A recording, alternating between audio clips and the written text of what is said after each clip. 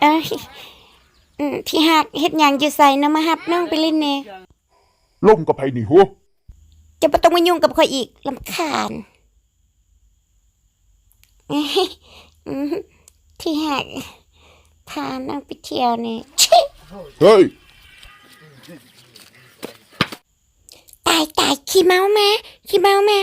อุ้ยขี้เมามาแต่ใส่เฮ็ดหยังไปตายขี้เมาอาละวาดหุยสูจัดการมันไหมด่าไม่สูด่าไม่มาหากินหัวมึงกินหัวบักหากินหาอยู่ใส่สิมากินหัวมีแต่เฮานี่แหละกินหัวเต้นอยู่ดิวู้อ๋อโอ้ยเจ็บ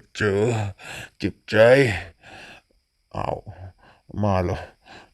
สุดหน้าอีพวกนี้ก็มาแทงใจดำกูเถอะเด้พวกหานี่เนาะ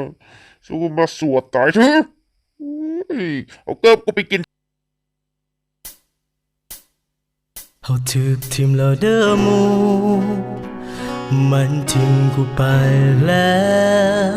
เขาไปสบายแล้วส่วนกูสิมาเริ่มโสดใหม่โห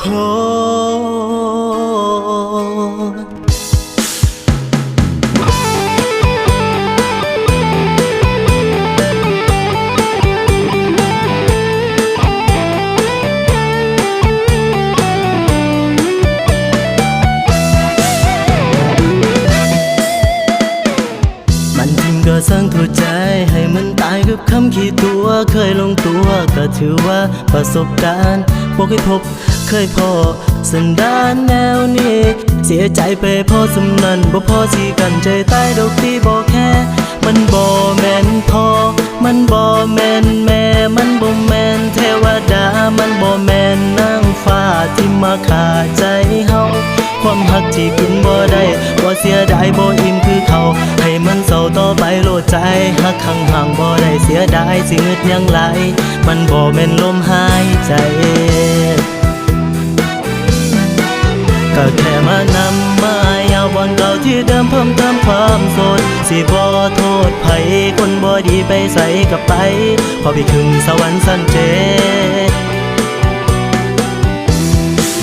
ตำจอกโลดหมู่มือนี้เฮาขอกึกแน่เอาให้ขออ่อนแอแลมืออื่นสิเป็นคนใหม่เด้อเสียวมือนี้ม่วนไปย่าไปตามสเต็ปคนโสดพากันยกโลดบ่ต้องหัวซาผู้ใดคืนนี้เฮาเจ็บสู้ถือเป็นมาหยอกไก่คืนนี้สิบ่ห้องให้สิบ่เสียใจให้คนบ่ดีไอ้นักดนตรีเต้ยให้เฮาแน่สิยาวล้างบาดแผลที่มันข้างคาในใจสลองความโสดมือนี้เฮาจะสุดใหญ่จังว่าฮอนลาฮอนก็ได้สไตล์ใหม่ๆแบบเขาฮิตกันขอลำสิ่งปลดปล่อยความสวยออกจากใจก่อนมือนี้สิทนแบบมันอยู่ยากเมาแล้วหากยังบ่เสียดายภาษาอีหยังเสียควายตัวหนึ่งเอิงเอ้ยล่ะเอิงเอ้ยเด้อนั่งเด้อแล้วก็เด้อนั่งเด้อนั่งเด้อละเด้อนั่งเด้อ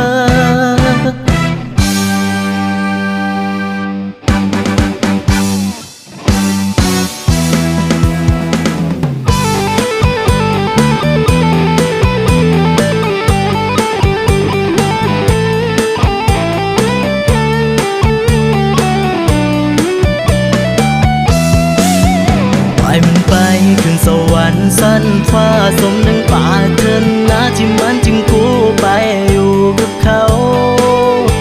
เจ็บนี่สิจื้อคักยอมเสียหลักย้อนเฮามันเก่าสู้ไปเฮาก็แพ้เขา